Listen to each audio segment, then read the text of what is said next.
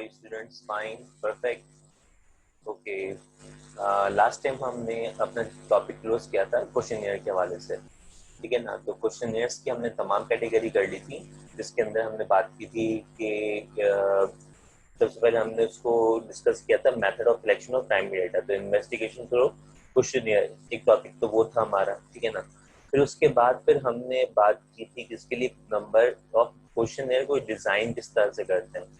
तो उसके अंदर हमें तमाम चीजें डिजाइन के वाले के टॉपिक के लिए लिया कि डिजाइनिंग में क्या क्या चीजें आती है, किस तरीके से क्वेश्चन को डिजाइन किया जाता है, क्वेश्चन को हम किस तरह से उसको अरेंज करते हैं, क्या क्या चीजें उसमें इम्पोर्टेंस रखती हैं। तो वो सारी की सारी चीजें जो है वो किसके साथ जाती है आपके, वो आपके क्वेश्चन डिजाइन में आ जाती है, ठीक है ना। फिर उसके बाद अब हम डिस्कस, उसके बाद हमने क्या किया था, क्वालिटीज ऑफ क्वेश्चनियर किया था। तो क्वालिटीज ऑफ क्वेश्चनियर के अंदर हमने कहा कि क्वालिटीज की बात कर रहे हैं, क्वेश्चनियर की क्वालिटीज की बात कर रहे हैं, तो क्वालिटीज क्या होनी चाहिए। हमने तीनों टॉपिक जो है बहुत अच्छे से कवर किया। तो उसमें जो भी क्वारी वगैरह थी तो आप लोग मुझसे पूछी और मैंने आपको क्लियर की टॉपिक बाय टॉपिक, ठीक है। तो आज जो है टॉपिक वो डिस्कस कर रहे हैं, पास पेपर में बहुत दफा आया हुआ है, कांची बोर्ड में तो बहुत दफा आया हुआ है कि scope of statistics in different field, scopes of statistics in different field, ये हमारा जो है वो टॉपिक जो है वो पास पेपर में बहुत दफा आया है, ठीक है ना। और अगर मैं आखान एक यू बोर्ड की बात करूं, आखान बोर्ड की बात करूं तो आखान बोर्ड की एसएलओ के अंदर भी ये टॉपिक इन्वॉल्व है और पास पेपर में आया हुआ है, ठीक है। फिर उसके बाद मैं बात कर रहा हूँ कि अपना ओ लेवल के अंदर, तो वहाँ पे अभी आपके जो स्टैटिस्टिक्स टूल्स हैं, वहाँ पे आपका टॉपिक है टूल्स ऑफ स्टैटिस्टिक्स। तो वहाँ पर यहाँ ये टॉपिक अप्लाई होता है, ठीक है। तो scope of statistics in different field, इस टॉपिक पे जाने से पहले मुझे आपसे कुछ बात करनी है। मुझे एक बात बताएं पहले आप कि स्टैटिस्टिक्स जो एक स्टैटिशियन है, वो मुझे आप बताएं कि वो जो एक स्टैटिशियन बंदा है वो काम किस पे कर रहा होगा, पॉपुलेशन पे कर रहा होगा या सैंपल पे कर रहा होगा। कोई मुझे इसका आंसर देगा।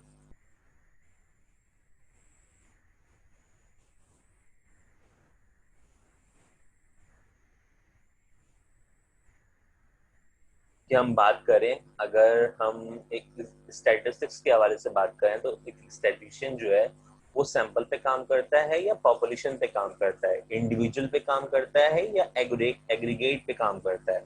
ये कॉन्सेप्ट जो हमने पहले डिस्कस किए हुए हैं, तभी मैं आपसे पूछ रहा हूँ कि मुझे आप बताएं कि क्या ये चीज हमने डिस्कस की थी। और इस डिस्कशन के अंदर हमने ये बात भी हमने डिस्कस की थी कि जो है स्टैटिस्टिक्स हमेशा किस पे काम करेगा, सैंपल पे काम करेगा। One thing is this. फिर दूसरी चीज हमने कही थी कि स्टैटिस्टिक्स जो है वो क्वांटिटेटिव डेटा पे काम करता है, क्वालिटेटिव पे काम नहीं करता। क्वांटिटेटिव पे काम करता है, क्वालिटी पे काम नहीं करता। दो चीजें हो गई, ठीक है ना। थर्ड चीज हमारे पास क्या है कि सैंपल जो आपका जो स्टैटिस्टिक्स है वो इंडिविजुअल पे काम नहीं करता, वो किस पे काम करता है, एग्रीगेट पे काम करता है, ठीक है ना। तो थ्री टाइप्स हो गई हमारे पास। हमने कहा कि क्या क्या चीजें हैं, स्टैटिस्टिक्स जो है वो मेन काम किस पे करता है, सैंपल पे करता है। अब कोई भी डिपार्टमेंट हो, कैसा भी डिपार्टमेंट हो, उन तमाम डिपार्टमेंट में कहीं ना कहीं स्टैटिस्टिक्स अप्लाई होती है। उन तमाम डिपार्टमेंट में कहीं ना कहीं स्टैटिस्टिक्स क्या होती है, अप्लाई होती है, ठीक है ना। तो मैं अगर बात करता हूँ सैंपल की, तो सैंपल में मैं तो हर कैटेगरी के में मतलब कि जितनी भी कैटेगरीज हैं उन तमाम डिपार्टमेंट्स में, जो भी कंपनी के अंदर डिपार्टमेंट्स होते हैं, उन हर डिपार्टमेंट के अंदर आप सैंपल को यूज करके डेटा बनाते हो, ठीक है ना। अब कहाँ कहाँ क्या चीज होती है, किस किस तरह से होती है, अब उसको हम देखते हैं कि डिपार्टमेंट वाइज जो है हम उसकी डिस्कशन जो है वो हम किस तरह से काम कर रहे होते हैं यहाँ पे, ठीक है ना। तो इसको मेंशन करता हूँ,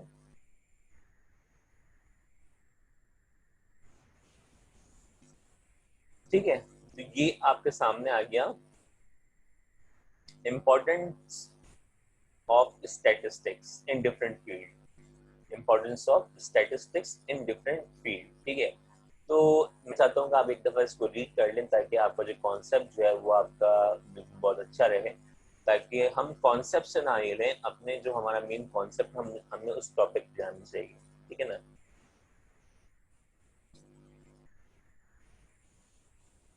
एक दफ़ा रीड कर लें पूरे को, ताकि मैं आपको जो बताऊं वो आप इसको देखें, और फिर जो है हम इस पर डिबेट कर सकते हैं कि क्या क्या चीज़ें उसमें इन्वॉल्व हो सकती हैं।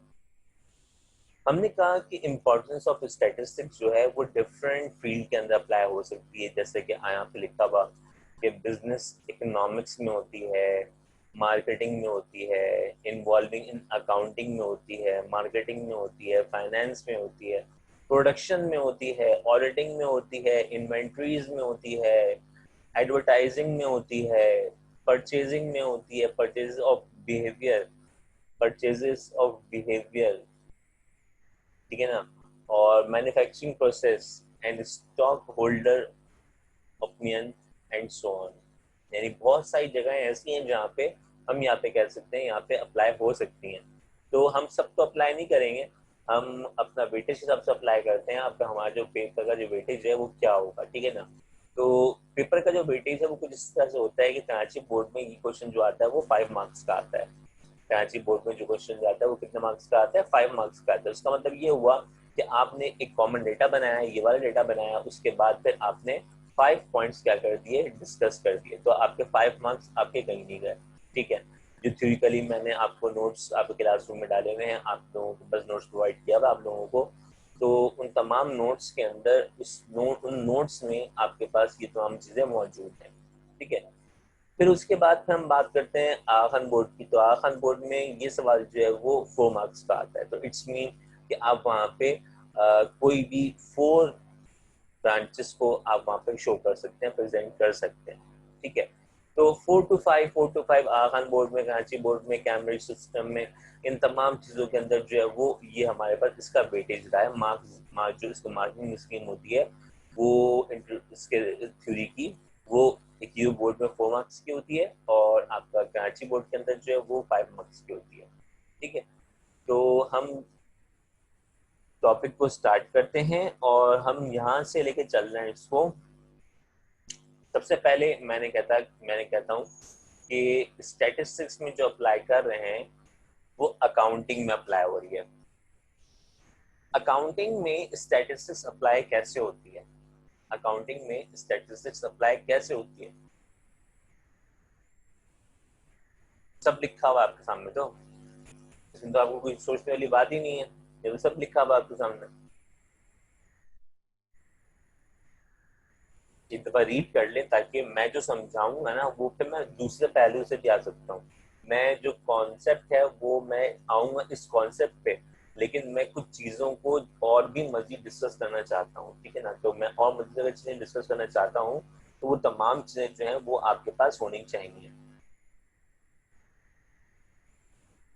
जैसा कि यहाँ पे कहता है to select sample for auditing purpose, ठीक है ना।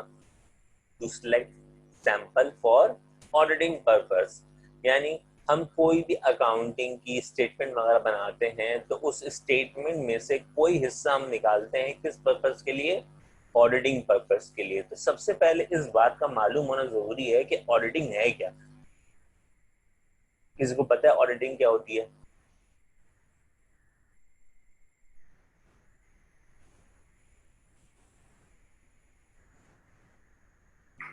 To select sample for auditing purpose, तो हमें इस स्टेटमेंट से सबसे पहले बात तो ये समझनी है कि ऑडिटिंग पर्पस है क्या, ऑडिटिंग क्या होती है हमारे पास। तो पहला क्वेश्चन तो ये रेज होता है कि ऑडिटिंग है क्या। ऑडिटिंग के अंदर जितनी भी चीजें हम बात कर रहे होते हैं तो ऑडिटिंग के अंदर हम ये बात कहते हैं कि हम ऑडिट कर रहे हैं यानी चेक कर रहे हैं, ऑडिट कर रहे हैं यानी चेक कर रहे हैं। तो चेक कर रहे हैं कि हम जब हमने अपना जब आपने फाइनेंशियल स्टेटमेंट पढ़ी होगी उसमें आप आखिर में प्रॉफिट और लॉस निकालते हैं।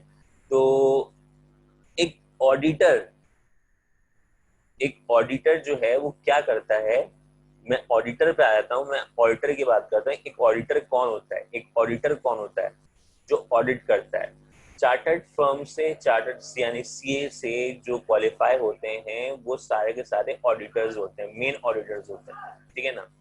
उसके अंदर फिर डिफरेंट कैटेगरीज हैं। अगर शुरू के आपने 4 लेवल की हैं तो फिर वो आपका इंटरमीडिएट कहलाता है, इंटरमीडिएट लेवल कहलाता है। उसके बाद फिर वो आपका प्रैक्टिकल एक्सपेंसेस के साथ आपका प्रैक्टिस होती है, और फिर आपका 5.5 years का आपका ये कोर्स है पूरा चार्टर्ड अकाउंटेंट का।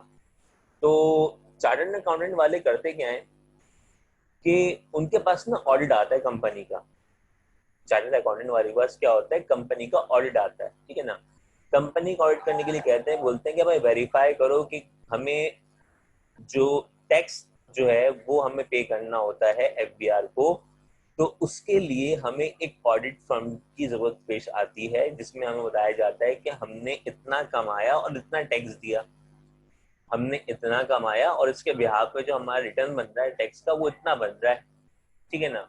तो अब कंडीशन के हिसाब से जो बात आ रही है, वो सारी बातें जो है हमारी वो किसकी आ रही है, वो सारी बातें हमारी जो आ रही हैं वो एक ऑडिटिंग के पर्पज से आ रही है, ठीक है ना। वो क्या करेगा, ऑडिटर क्या करेगा, आके पूरा आपके अकाउंट्स को चेक करेगा, पूरे आपके अकाउंट्स को चेक करेगा। ये तमाम चीजें आपके अकाउंट्स की चीजें चेक करने के बाद इन द एंड जो वो चेक करेगा कि आपने जो प्रॉफिट और लॉस शो किया है वो उतना ही प्रॉफिट और लॉस है कि नहीं, उस बात को कंफर्म करता है। और उसके बिहाफ में जो वो टैक्स जो है वो जो बनता है वो कंपनी पे करती किसको, एफबीआर को, यानी टैक्स पेएबल, यानी जो रिटर्न जमा होता है सितंबर में, तो वो हमारा बनता है ऑडिट का पर्पस, ऑडिटिंग, ठीक है ना।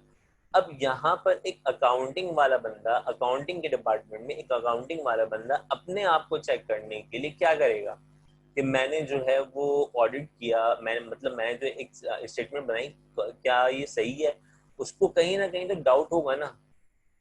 बोलेगा चलो मैं एक काम करता हूँ, एक्सपेंस को चेक करता हूँ कि एक्सपेंस जो है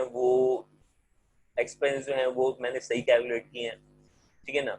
तो एक्सपेंस साइड पे चला जाएगा, यानी सैंपल निकाल लिया उसने, वहां से सैंपल कलेक्ट कर लिया कि अब उस सैंपल पे काम करे। पूरी फाइनेंशियल स्टेटमेंट में उसने किसको देखा, सिर्फ एक्सपेंस को देखा कि एक्सपेंस जो मैंने अप्लाई किए वो सारे एक्सपेंस जो है मैंने कहाँ पे अप्लाई किए, सारी चीजें वहां शो कर दी।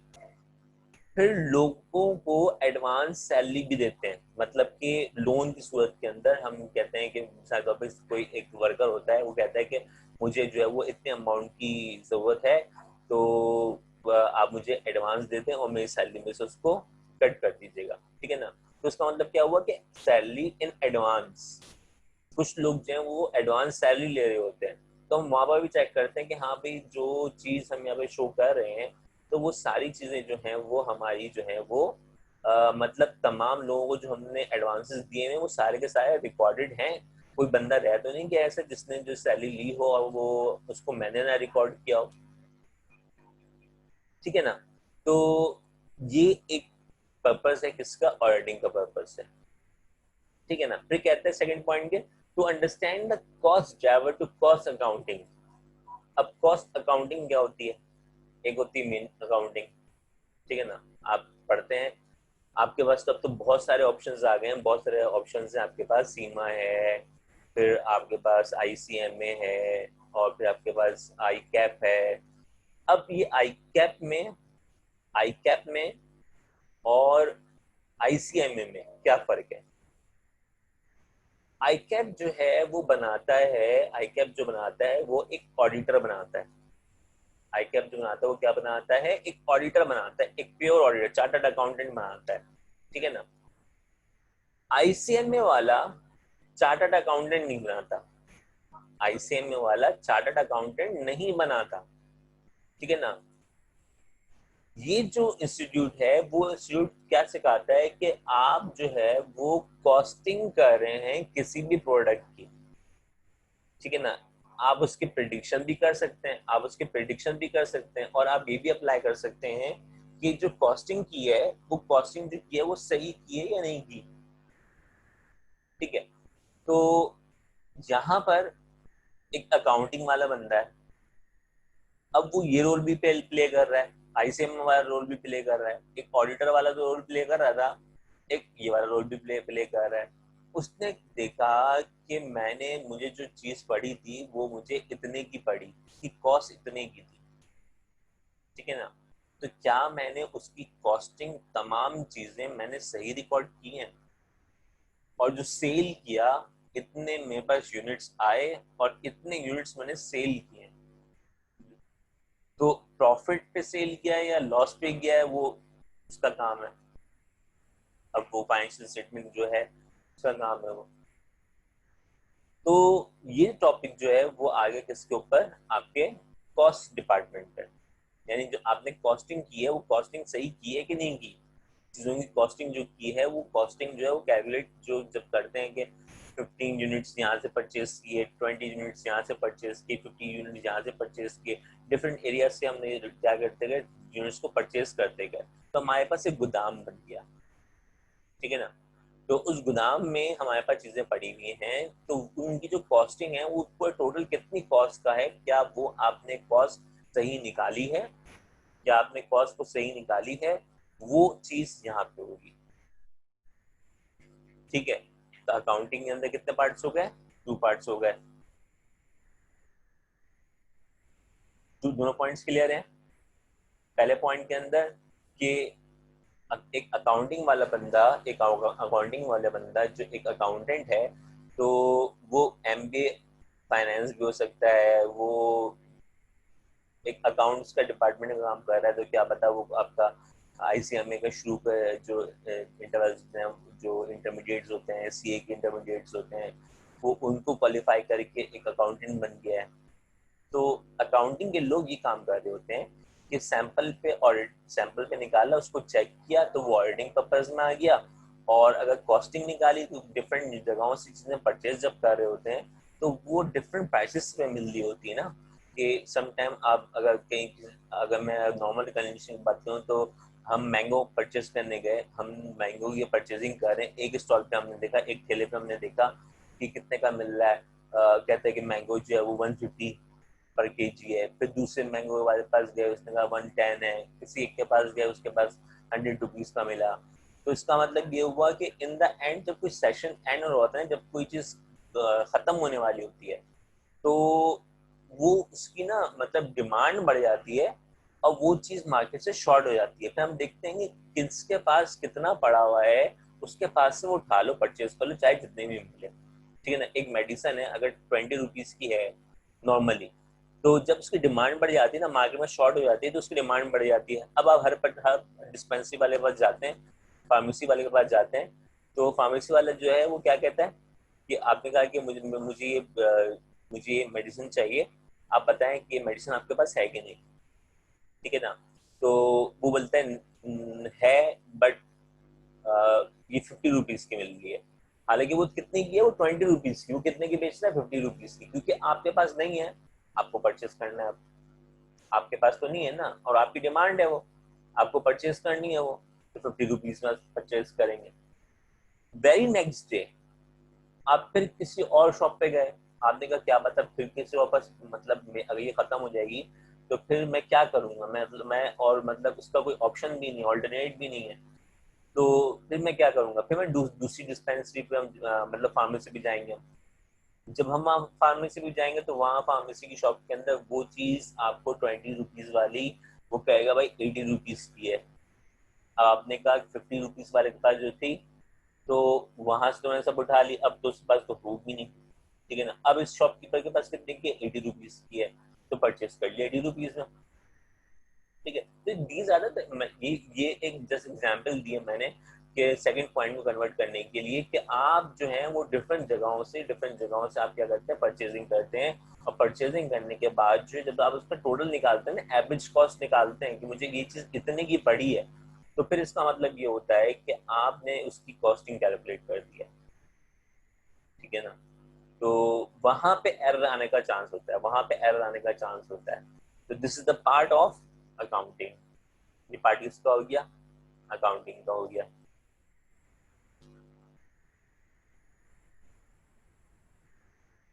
Next point, finance. मुझे एक बात बताएं पहले तो आप तमाम लोग, बहुत सारे स्टूडेंट्स ऐसे हैं माशाल्लाह जिनको फ्यूचर के बारे में मालूम है और डिपार्टमेंट्स के बारे में मालूम होता है। बहुत सारे मेच्योर बच्चे होते हैं और कुछ बच्चे ऐसे होते हैं जो सिर्फ अपना मतलब अभी के लिए सिर्फ पढ़ रहे हैं और जो है मतलब इतनी इंफॉर्मेशन उनको नहीं होती। लेकिन अगर मैं एक ऐसे बच्चे की बात करूं कि उसको कैरियर की बहुत ज़्यादा फिक्र है अपनी और वो चाहता है कि मैं इन फ्यूचर जो है वो बैचलर्स किस में करूं, क्योंकि आप सेकेंड ईयर के स्टूडेंट्स हैं, अगर आप बीकॉम के स्टूडेंट्स हैं, आप बैचलर्स के स्टूडेंट हो, मास्टर किस में करूं, तो ये तमाम चीज़ें मैटर करती है ना। तो अगर मैं किसी से पूछता हूँ कि एक अकाउंटेंट और एक फाइनेंस, क्या ये दोनों डिपार्टमेंट सेम है? क्या ये दोनों डिपार्टमेंट सेम है, अकाउंटिंग और फाइनेंस?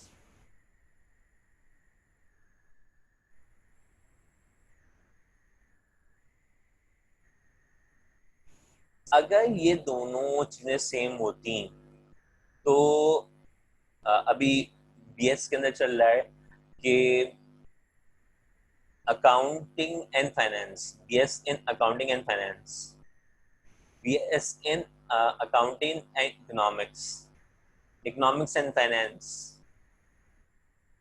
ये दोनों चीजें चल रही है। तो इसका मतलब अगर दोनों चीजें सेम होती तो फिर ये दोनों नाम क्रिएट नहीं करता कि अकाउंटिंग एंड फाइनेंस में हम बीएस करवा रहे हैं। तो इसका मतलब ये हुआ कि वहां पे ये क्लियर हो गया कि अकाउंटिंग और फाइनेंस दोनों अलग चीज है। अब एक दफा इसको रीड कर लें आप पूरे को।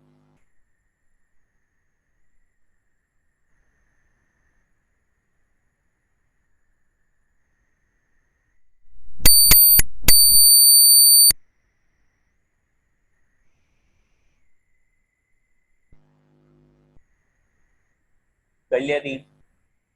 ठीक है। अब देखिए, मैं आपको एक छोटी सी मिसाल दे रहा हूँ कि फाइनेंस का काम क्या होता है। फाइनेंस का काम क्या होता है? फाइनेंस वाले का काम होता है कि आप जब जाते हैं, आपने गाड़ी परचेज करनी है, आपने गाड़ी परचेज करनी है, आपने कार परचेज करनी है, तो आप गए बैंक में एंटर हुए। बैंक में एंटर होने के बाद आपने कहा मेरे पास इतना पैसा तो नहीं है कि मैं न्यू कार परचेज कर सकूं, क्यों ना मैं इंस्टॉलमेंट पे गाड़ी परचेज कर लूं। तो किसी आपके फ्रेंड ने आपको मशवरा दिया कि आप बैंक जाएं और बैंक जो है वो फाइनेंस प्रोवाइड करता है, वो लोन प्रोवाइड करता है, किसके लिए? किसके लिए? कार के लिए। अब मिसाल के तौर पे मैं जस्ट एग्जाम्पल की बात कर रहा हूँ कि मैं एक बैंक में गया और उस बैंक में जाके मैंने बोला कि भाई मुझे कार डीलिंग के बारे में मालूम करनी है। तो उसने कहा कि अच्छा ठीक है, आप आ जाएं, इस तरफ आ जाएं। उसने किसी और जो फाइनेंस का बंदा था उससे मिलवाया। ठीक है ना, उसने बोला कि भाई ये वो बंदा है जो आपको पूरा सही तरीके से गाइड करेगा कि फाइनेंस में क्या क्या चीजें आपको चाहिए। तो उसने पूछा आप क्या, आपको क्या चाहिए, क्योंकि फाइनेंस के अंदर घर का भी लोन भी हो सकता है। हाउस जो वो करते हैं, क्या बोलते हैं उसको, डेवलपमेंट कर रहे होते हैं, हाउस डेवलपमेंट कर रहे होते हैं, मॉर्गेज करवा रहे होते हैं, वो सारी चीजें किसके अंदर आ रही होती हैं? वो आपके इसके अंदर आ रही होती है, लोन आप ले रहे होते हैं, वो सारी चीजें किस में आती है? फाइनेंस में आती है। तो मैंने उनको बोला भाई मुझे जो है वो कार परचेज करनी है। तो उसने बोला कि ठीक है, कि आपको जो कार परचेज करनी है वो तकरीबन उसकी टोटल कॉस्ट कौन सी वाली कार है जो आप मतलब परचेज करना चाहेंगे? मैंने कहा भाई जो मैंने कार देखी हुई है वो कार की उसकी कॉस्ट जो है वो 20 लाख रुपीज है, 20 लाख रुपीज है, 20 लाख रुपीज है। ठीक है ना। तो उसने मुझे कहा कि भाई 20 लाख रुपीज जो है उसके अंदर आप अब एक काम करें, आपका मैं एक शेड्यूल बना के दे रहा हूँ, आपका मैं एक शेड्यूल बना के दे रहा हूँ। वो शेड्यूल क्या बना के देगा? वो बोलेगा कि भाई आपने जो कार लेनी है, आपने उसका 20 या 30% जो है वो आपने क्या करना होता है? एडवांस जमा करवाना होता है।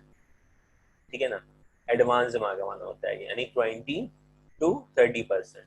अगर मैं बात करूं इसके 20 लाख की, तो 20 लाख में अगर मैं 20% की बात करता हूँ तो इसका मतलब कितना हो गया? 4 लाख हो गया।